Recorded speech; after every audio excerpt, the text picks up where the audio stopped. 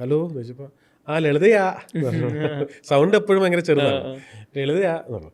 ഞാൻ പറഞ്ഞു ആ ചേച്ചി ഇത് എന്താണ്, എന്താ വിശേഷം, ആശുപത്രിയിലൊക്കെയാണ്? ആ ആശുപത്രിയിലായിരുന്നു, ഒരു സിനിമ ചെയ്തത് ഞാൻ അറിഞ്ഞു. ഞാൻ ആശുപത്രിയിലായതുകൊണ്ടാണ് കേട്ടോ ഇത്തവണത്തേക്ക് ക്ഷമിച്ചിരിക്കുന്നത്. അത്ര ഒരു അമ്മയെ പോലത്തെ സ്നേഹമായിരുന്നു, സ്നേഹമുള്ളൊരു ചേച്ചി.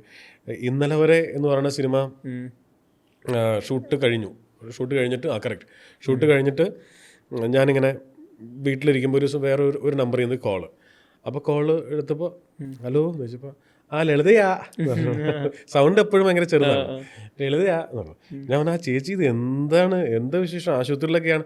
ആ ആശുപത്രിയിലായിരുന്നു, ഒരു സിനിമ ചെയ്തത് ഞാൻ അറിഞ്ഞു. ഞാൻ ആശുപത്രിയിലായതുകൊണ്ടാണ് കേട്ടോ ഇത്തവണത്തേക്ക് ക്ഷമിച്ചിരിക്കുന്നത്. അപ്പോൾ അടുത്ത പടത്തിൽ ഞാനുണ്ട് കേട്ടോ. ഇതിപ്പോൾ ഞാൻ ആശുപത്രിയിലായി പോയതുകൊണ്ടാണ്.